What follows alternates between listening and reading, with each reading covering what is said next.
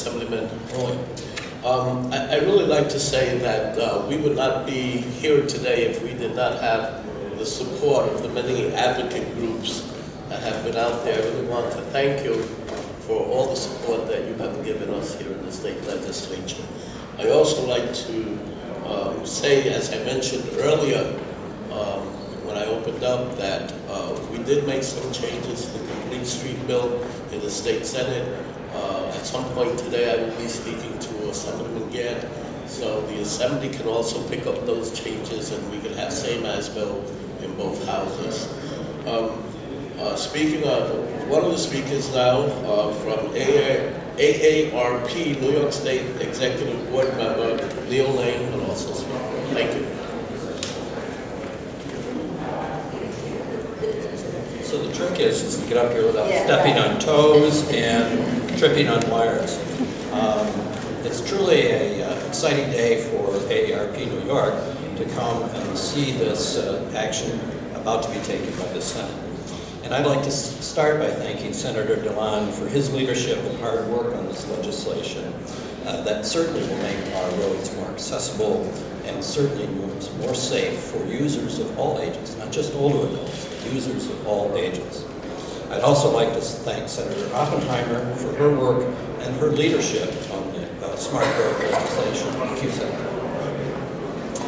These initiatives are just two very simple steps that will make New York State's communities more livable for people as they grow older. By 2025, people age 65 plus will comprise nearly 20% of our overall population in New York State.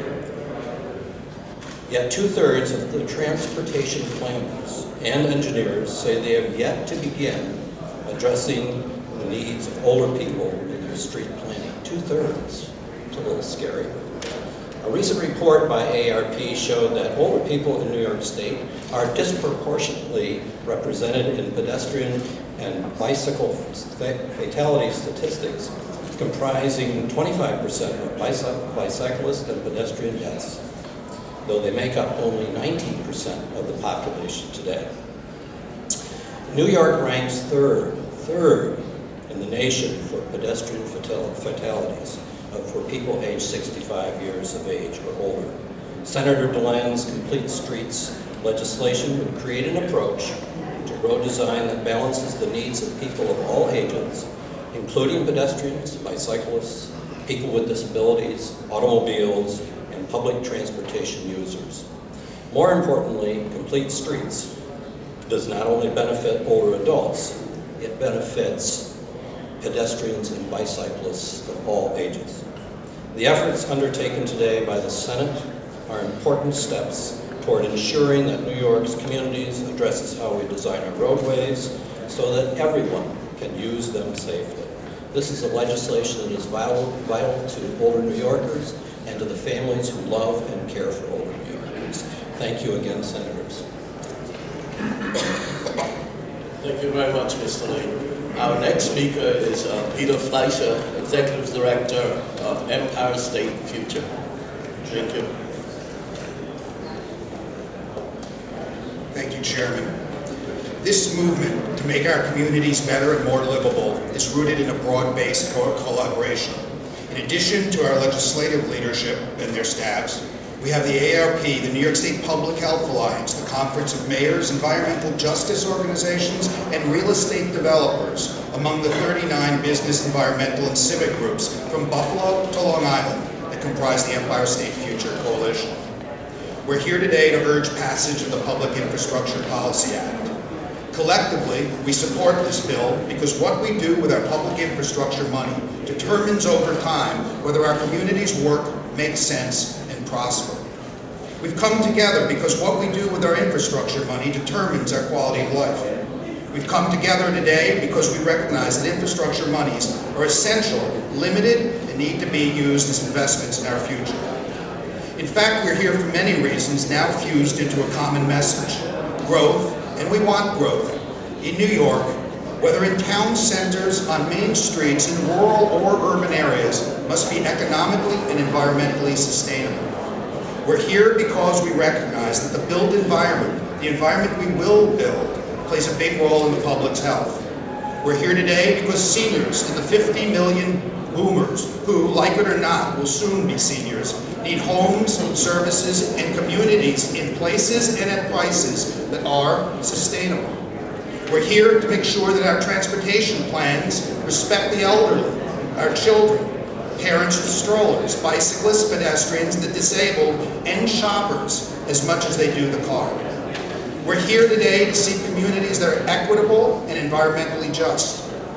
We're here to ensure that our communities do not condemn us to use our cars for just about everything we do, spewing greenhouse gases and burning up oil that we produce at risk or import from those who are too often our enemies.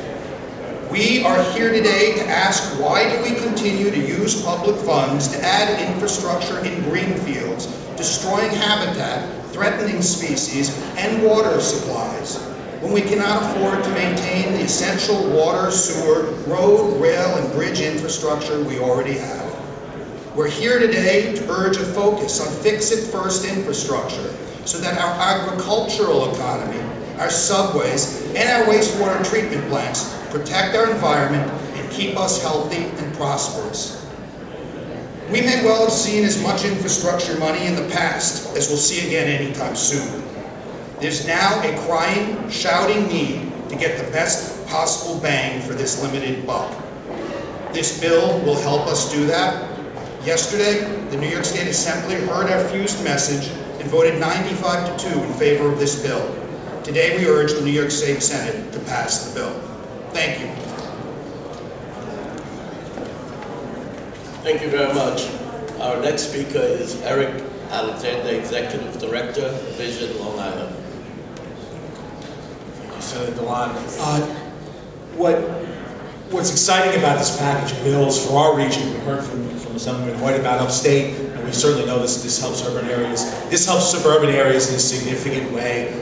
We, for a long time, have had state agencies subsidize sprawl and subsidize development that wasn't in the best interest of downtown centers and the future growth of our local communities. So what we've oftentimes, we've come to these halls and we've said, just don't do anything that hurts us. Just don't subsidize the sprawl, please.